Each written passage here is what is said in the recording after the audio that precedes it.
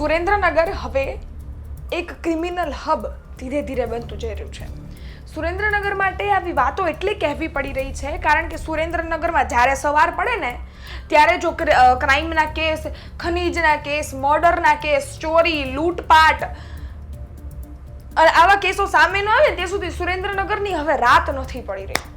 અને એટલે જ આજે આ સવાલો ઊભા થઈ રહ્યા છે કે સુરેન્દ્રનગર શું એક ક્રિમિનલ હબ બની ગયો છે? અને ત્યાંના અધિકારીઓ પણ આ કેસને સોલ્વ કરી એ આરોપીઓને પકડી જેલમાં નાખી અને કંટાળ્યા હશે, પરંતુ સુરેન્દ્રનગરની પરિસ્થિતિ ધીરે ધીરે એટલી નીચે જતી રહી છે કે હવે એને એક ક્રિમિનલ હબ કહેવો પડી રહ્યો છે. સુરેન્દ્રનગરમાંથી ફરી એક ઘટના સામે આવી છે જેમાં લોહીના વેપારમાં ખૂની ખેલ ખેલાઈ ચૂક્યો છે. આમ તો આપણે દીકરીઓની સુરક્ષાને લઈને વાતો કરીએ, દીકરીઓની સુરક્ષાને લઈ અને તંત્ર પર સવાલ કરી દઈએ, પરંતુ એવી મહિલાઓ, એવી સ્ત્રીઓ જે દેહ વેપારના ધંધા કરે છે એનું શું? અને એવો જ એક કિસ્સો સામે આવ્યો છે જેમાં આ દેહ વેપારના ધંધામાં ખૂની ખેલ ખેલાઈ ચૂક્યો એક યુવતીનું મોત થઈ ગયું. શું સમગ્ર મામલો છે? શું કામ કઈ જગ્યાએ, કઈ રીતે અને શું કામ આમ મર્ડર કરવામાં આવ્યું છે તેની વિગતે વાત આજની ક્રાઇમ સ્ટોરીમાં. નમસ્કાર, ગુજરાત તક સાથે હું જ્યોતિકા.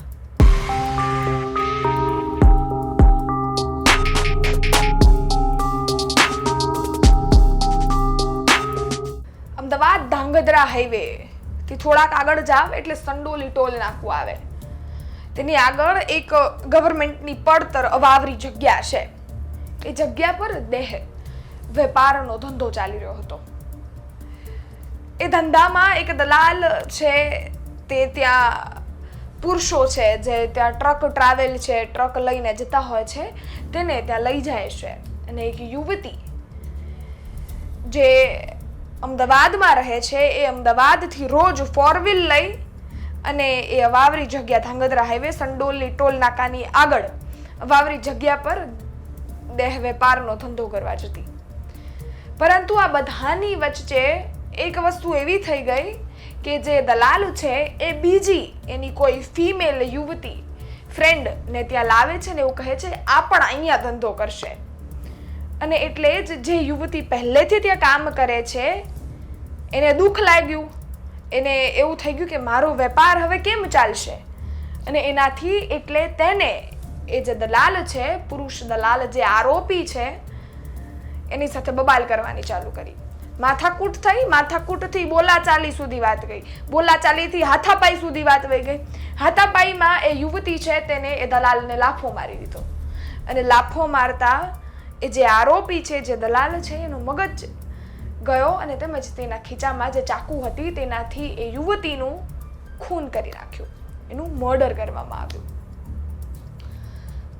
ત્યારબાદ આ સમગ્ર ઘટના આગળ ક્યારે વધી, પોલીસને ક્યારે ખબર પડી? જ્યારે એ ટોલ નાકા પાસેથી એ યુવતીની ડેડ બોડી મળી આવી. પોલીસને જાણ થાય છે, એ ઘટના સ્થળે દોડે છે, ત્યાંથી બોડીને તરત જ હોસ્પિટલ ખસેડવામાં આવે છે અને તેમજ આ બધી જ વસ્તુઓમાં એ દલાલને ગોતવાની પ્રોસિજર પોલીસ દ્વારા ચાલુ કરવામાં આવે છે. કારણ કે જો એ આવા ધંધા કરાવતો હોય અને જો એ આ યુવતીને મારી નાખતો હોય તો એ દેશ માટે કેટલો નુકસાનદાયક સાબિત થઈ શકે છે એ આપણને કોઈ વિચાર પણ નથી આવતો. પોલીસે કાર્યવાહીનો દોર ચાલુ કર્યો. એ નરાધમને પકડવાના ચક્રો તીવ્રમાન કર્યા. એ નરાધમ પકડાઈ ચૂક્યો અને તેમજ હાલ પોલીસના જેલના સળિયાની પાછળ છે. એણે એવું પણ નહોતું વિચાર્યું કે હું આ કરી રહ્યો છું, મારો પરિવાર કઈ પરિસ્થિતિમાંથી. ખેર, આવા લોકોને એવો કોઈ દિવસ વિચાર જ નથી આવતો. હવે તો આ બોલવું પણ આપણને શર્મદાયક લાગે છે કે એનો પરિવાર કઈ પરિસ્થિતિમાંથી જતો હશે. કારણ કે આ લોકો આવું કરતા પહેલા વિચારતા નથી, તો એના પરિવારનું શું વિચારવાના છે? આ સમગ્ર ઘટનાને લઈ પોલીસ અધિકારી છે એને આ સમગ્ર ઘટનાની વિગત આપી છે. શું કહ્યા છે તે, કઈ રીતે કાર્યશૈલી સમગ્ર ઘટનાને લઈ પોલીસ દ્વારા કરવામાં આવી છે તે સાંભળીએ.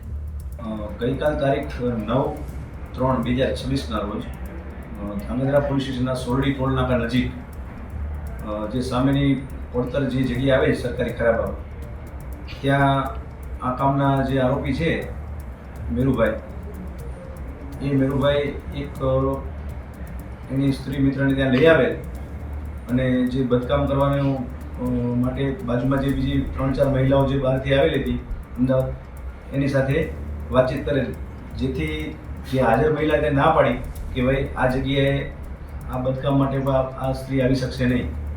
એ બાબતે મરણ જનાર અને આ આરોપી મેરુભાઈ છે બેને બોલાચાલી થઈ, જેમાં ઉગ્ર બોલાચાલી થતાં આ જે મરણ જનાર બેન છે એણે આ આરોપીને 2 ઝાપટ મારી દીધેલ, જેનાથી આ આરોપી એકદમ ઉશ્કેરાઈ ગયેલ અને બેનને ધક્કો મારી એની સાથે ઝપાઝપી કરી અને એના પેન્ટના નેફામાં જે છરી રાખેલી હતી એ છરી વડે બેન ઉપર તીક્ષ્ણ ઘાથી હુમલો કરેલ અને છાતીના ભાગે ઊંડો ઘા વાગી જતા બેન ગંભીર રીતે ઘાયલ થઈ ગયેલ.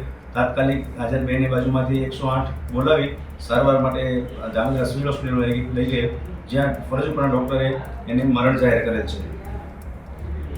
આ બનાવ બાબતે બાદમાં ડિસ્ટાફના માણસો અલગ અલગ ટીમ બનાવી તાત્કાલિક આરોપીની રાઉન્ડ અપ કરી લીધેલ છે અને પૂછપરછ કરતાં એ ગુનાને સમર્થન આપતું જણાવે છે, એટલે જે કાયદેસર ધોરણસર અટક કરી અને કાયદેસર કાર્યવાહી માટે અટક કરેલ છે.